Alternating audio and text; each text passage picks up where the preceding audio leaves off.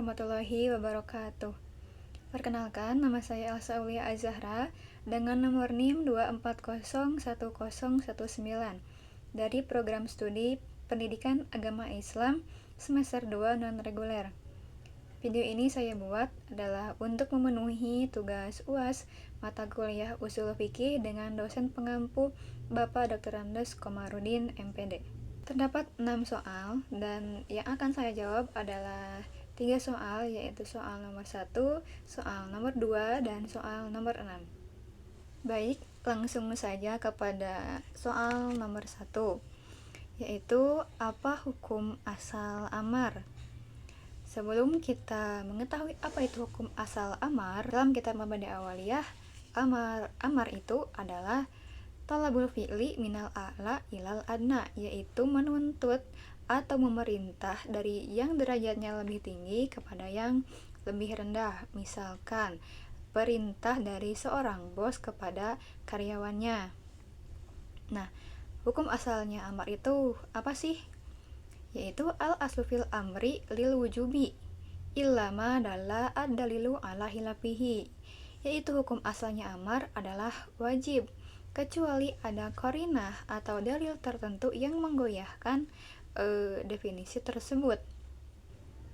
Amar adalah tuntutan dari pihak yang lebih tinggi kepada yang lebih rendah untuk melakukan suatu perbuatan. Contohnya dalam Al-Quran yang artinya wa'aqimus sholah, ayat wa'aqimus sholah yang artinya dirikanlah sholat.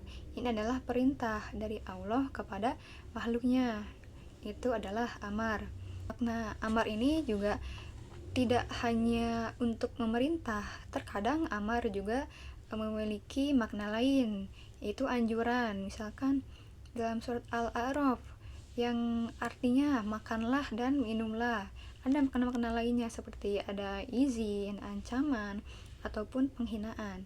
Nah, syaratnya amar ini yang memerintah harus memiliki otoritas atau memiliki kedudukan yang lebih tinggi, seperti Allah, Rasul, pemerintah, seperti bos tadi, seorang guru kepada muridnya, orang tua kepada anaknya. Nah, yang diperintah harus mukallaf, yaitu berakal, balik, dan bisa memahami perintah. Nah, kenapa amar itu wajib? Kita lihat contoh dari surat Al-Maidah ayat 2 yang berbunyi wa ta'awanu 'alal birri wat taqwa, yang artinya dan tolong menolonglah kamu dalam mengerjakan kebaikan dan takwa. Apa hukum amarnya? Kita ambil lagi asal amar, yaitu wajib. Mengapa wajib? Dalam ilmu ushul fikih, hukum asal amar adalah wajib kecuali jika tadi ada qarinah yang memalingkan atau menggoyahkan makna lain. Dalam konteks ayat ini, surat Al-Maidah ayat 2 ini tidak ada indikasi yang memalingkan maknanya ke sunnah atau mubah, maka perintah ini tetap pada hukum asalnya, yaitu wajib, yang artinya setiap muslim wajib tolong menolong dalam kebaikan dan ketakwaan. Contohnya misal membantu orang miskin, gotong royong, menasihati, kegiatan sosial, dan lain sebagainya. Nah, di zaman sekarang ini banyak kasus-kasus atau peristiwa yang dapat kita kaitkan dengan interpretasi hukum amar ini. Itu contoh kasus seruan amar ma'ruf di media sosial. Dalilnya amar ma'ruf itu wal takun minkum ummataya yad'una illal khairi wa ya'muruna bil ma'rufi wa yanhauna 'anil munkar. Itu surat Al-Imran ayat 104, yang artinya hendaklah ada di antara kalian segolongan umat yang menyuruh kepada kebaikan, menyuruh kepada yang ma'ruf dan mencegah dari yang munkar. Lafadz wal takun ya'muruna dan yanhauna itu menunjukkan wajib sesuai kaidah al-aslul wujubi. Masalahnya di zaman sekarang perintah amar ma'ruf nahi munkar itu jelas, tetapi bagaimana cara menerapkannya di media sosial? Apakah menegur langsung di kolom komentar kah, membuat postingan dakwah, menyindir lewat status, atau melaporkan ke pihak berwenang? Nah, di sini diperlukan sebuah ijtihad. Mengapa butuh ijtihad? Zaman dan media berubah. Perintah dalam Al-Quran diturunkan dalam konteks masyarakat lisan, sedangkan sekarang berbasis media digital yang bisa menimbulkan fitnah, doxing, atau cyberbullying. Seperti ada kaidah usul fikih yang relevan, la yunkar taghyirul ahkamu bitaghyiril azman. Tidak diingkari perubahan hukum karena perubahan zaman. Nah, niatnya menegur tapi justru mempermalukan, dapat menimbulkan permusuhan, salah paham, atau saling lapor undang-undang ITE. Contoh hasil ijtihad di zaman sekarang, amar ma'ruf nahi munkar di media sosial boleh dilakukan, tapi harus menjaga adab, menghindari provokasi, dan mempertimbangkan maslahat. Lebih baik menegur langsung lewat pesan pribadi atau mengajak diskusi yang membangun, bukan memojokkan. Nah, dari dalil perintah surat Ali Imran ayat 104 itu yang wajib melakukan amar ma'ruf nahi munkar tadi perlu diijtihad karena konteks sosial dan teknologi ini berubah. Baik, saya akan menjawab soal nomor 2 langsung saja, yaitu nahi. Apa itu nahi? Nahi yaitu wahwa talabut tarki minal ala ilal adna, yaitu menuntut atau memerintah dari seseorang yang memiliki derajatnya lebih tinggi kepada lebih rendah untuk meninggalkan suatu perkara. Secara bahasa, nahi berarti melarang atau mencegah. Contohnya, nahi larangan seorang ayah melarang anaknya dari berbohong. Misalkan seorang ayah melarang anaknya untuk berbohong, itu adalah larangan, nahi. Secara istilah, nahi atau larangan itu adalah permintaan untuk meninggalkan suatu perbuatan dari pihak yang lebih tinggi kepada yang lebih rendah secara bersifat mengikat. Seperti dalam Al-Quran surat Al-Isra ayat 32 yang ayatnya berbunyi wala taqrabuz zina, yang artinya dan janganlah kamu mendekati zina. La taqrabu adalah nahi, larangan. Hukum asalnya nahi adalah dalam kitab Mabadi Awaliyah, hukum asalnya nahi adalah litahrimi, al-aslu fi nahi litahrimi ila madalla adalilu ala hilafihi, yaitu haram jika tidak ada dalil yang menggoyahkan makna tersebut.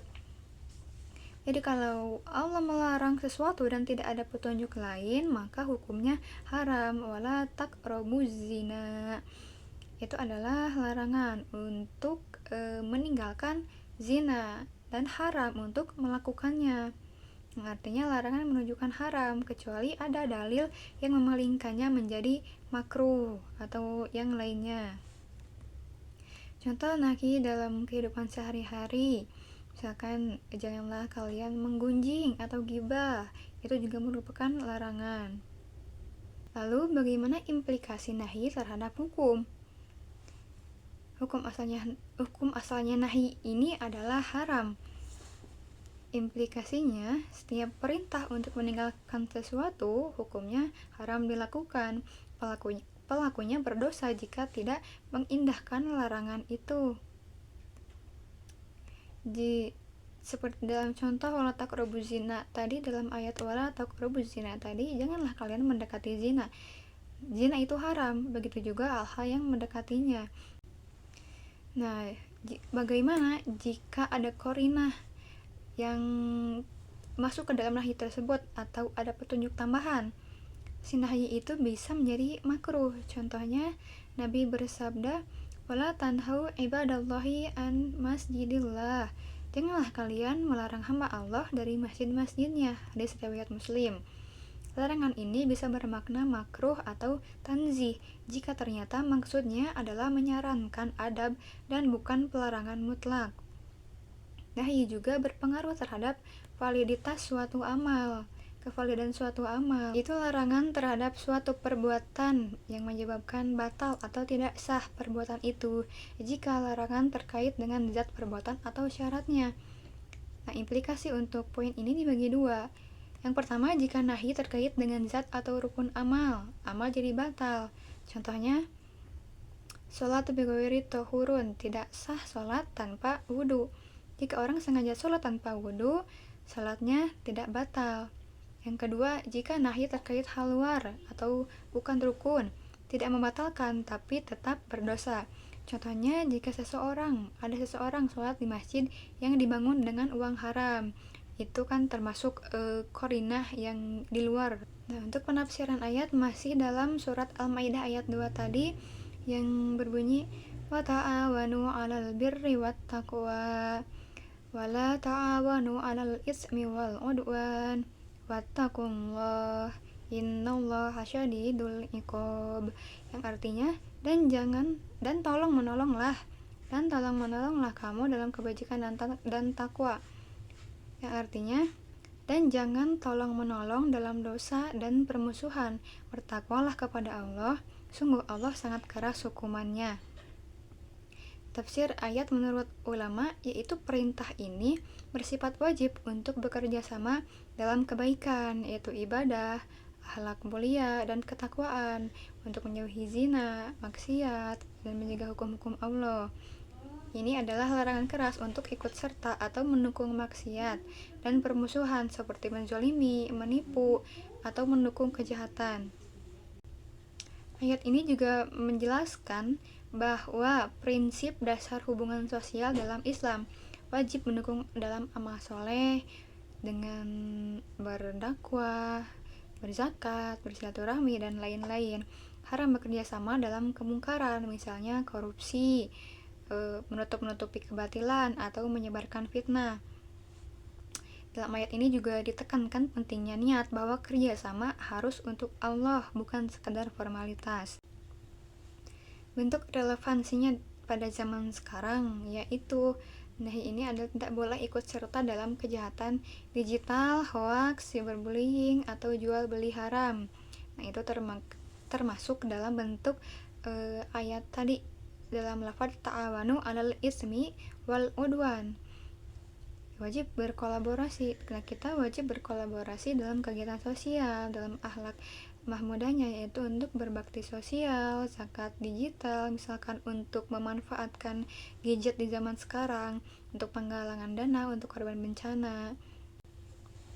Selanjutnya, untuk menjawab soal nomor 6 terkait mutlak dan muqayyad.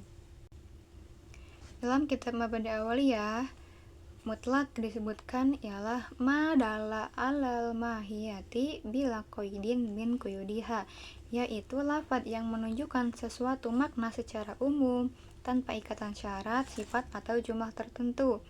Contohnya, fatahriru raqabah dalam surat Al-Mujadilah ayat 3 yang artinya maka bebaskanlah seorang budak. Kata raqabah, seorang budak ini tidak disebutkan syaratnya. Apakah si raqabah ini beriman atau tidak, laki-laki atau perempuan, haruskah sehat atau bolehkah jika cacat. Maka ini adalah lafaz mutlak. Lalu muqayyad dalam kitab Mabadi' Awaliyah ialah madalla alal mahiyati biqayyidin min quyudiha, yaitu lafaz yang menunjukkan makna tertentu dengan ikatan sifat, syarat, atau pembatasan lainnya. Contohnya dalam surat An-Nisa ayat 92 yang berbunyi fatahriru raqabatin mu'minah, maka bebaskanlah seorang budak yang beriman. Kata raqabatin mu'minah yaitu budak yang beriman. Lafaz ini muqayyad karena ada pembatasan sifat. Si raqabah ini harus mukmin, si budak ini harus orang yang beriman. Mutlak dan muqayyad ini mutlak ini artinya bebas, dan muqayyad ini terikat dengan syarat, dengan sifat, atau apapun. Nah, bagaimana kalau dalam satu hukum ada mutlak dan muqayyad? Dalam kaidah usul fikih, maka harus dibawa si mutlak kepada muqayyad. Tahwilul mutlak alal makidi. Mutlak harus dibawa seperti muqayyad jika hukum dan sebabnya sama. Contohnya dalam surat Al-Mujadilah tadi yang lafaz raqabah mutlak, dalam surat An-Nisa raqabatim mu'minah muqayyad. Karena dua ayat ini sama-sama tentang kafarat atau tebusan dosa, maka mutlaknya dibawa kepada muqayyad. Nah, jadi budak yang harus dibebaskan adalah budak yang beriman, meskipun dalam satu ayat disebutkan bahwa hanya budak saja, tidak disebutkan syaratnya budak itu seperti apa.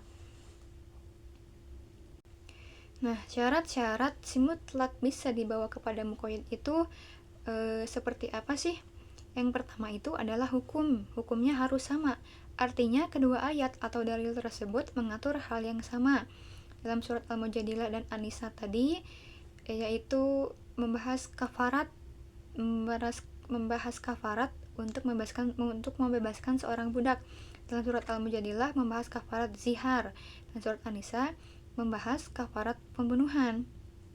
Di sini hukum kafaratnya berbeda, maka mutlak tidak wajib dibawa kepada muqayyad.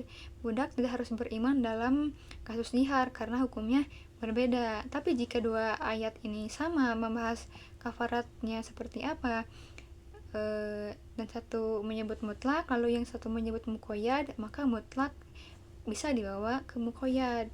Tapi jika tidak sama, maka mutlak tidak bisa dibawa kepada muqayyad. Yang kedua adalah sebabnya harus sama. Artinya latar belakang kejadian atau pemicu diberlakukannya hukum tersebut harus sama.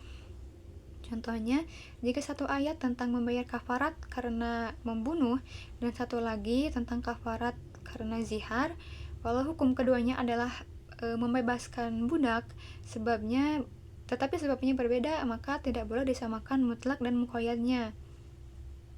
Lalu yang ketiga, tidak ada dalil lain yang menunjukkan pemisahan.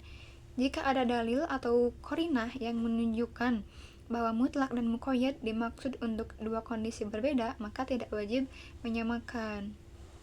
Nah, bagaimana jika salah satu syarat tidak terpenuhi? Maka tidak wajib si mutlak dibawa kepada muqayyad. Mutlak tetap berlaku sebagai mutlak dan muqayyad tetap berlaku sebagai muqayyad. Seperti itu. Nah, hukum mutlak dan muqayyad ini sangat penting ya untuk pengimplementasian dalam sistem hukum Islam, termasuk yang diterapkan oleh negara. Bagaimana menentukan cakupan hukum, menghindari kesalahpahaman dalam penafsiran, untuk membuat kebijakan hukum syariah yang sesuai dengan maqasid syariah. Misalnya perefleksian dalam penerapan sistem hukum di daerah Aceh mengenai hukum Islam modern tentang mutlak dan muqayyad ini. Sebagai contoh, di wilayah Aceh, kasus hukum pakaian syariat terdapat dalil mutlak dalam surat Al-A'raf ayat 26 yang artinya, wahai anak Adam, pakailah pakaian kalian yang menutup aurat. Perintah menutup aurat secara mutlak, tidak dijelaskan model atau warnanya, hanya disebutkan untuk pakaian yang menutup aurat. Lalu dimuqayyadkan oleh pemerintah Aceh dengan membuat peraturan bahwa harus memakai pakaian yang panjang, jilbab yang panjang, pakaian yang tidak ketat dan tidak transparan. Di sini dalil mutlak dari Al-Quran dibawa kepada muqayyad melalui kebijakan negara, yang pastinya berdasarkan ijtihad dan dengan syarat-syarat tertentu. Lalu contoh di wilayah Arab Saudi ada kasus hukum pemotongan tangan untuk pencurian atau hudud. Ada dalil mutlaknya dalam surat Al-Maidah ayat 38 yang artinya, potonglah tangan pencuri. Perintahnya mutlak tanpa menyebutkan kadar atau nilai barang, misalkan nisab barangnya berapa atau potongnya tuh bagian mana gitu. Tidak ada perintah mutlaknya, tidak ada batasannya, yang artinya ayat ini mutlak. Lalu oleh pihak pemerintah Arab Saudi dimuqayyadkan dengan membuat peraturan bahwa yang diharuskan potong tangan seorang pencuri itu yang seperti apa, adalah yang minimal nilai barang curiannya itu harus mencapai nisab tertentu, misal 1/4 dinar atau setara dengan 1-2 juta. Lalu si pencurian ini dilakukan dengan niat jahat dan bukan dalam kondisi terpaksa. Lalu ada saksi atau bukti yang kuat. Nah, perintah mutlak dipersempit atau dimuqayyadkan demi mencegah penerapan yang zalim. Ini juga berdasarkan kaidah takyid dan syarat-syarat tertentu. Mutlak dan muqayyad tidak sekedar konsep bahasa, tapi juga mempunyai fungsi sosial yang besar dalam membangun sistem hukum yang sesuai dengan syariat. Mungkin sekian yang bisa saya sampaikan untuk memenuhi tugas UAS mata kuliah usul fikih ini. Mohon maaf bila banyak kesalahan, terdapat kesalahan dan kekurangan yang lainnya. Terima kasih. Wassalamualaikum warahmatullahi wabarakatuh.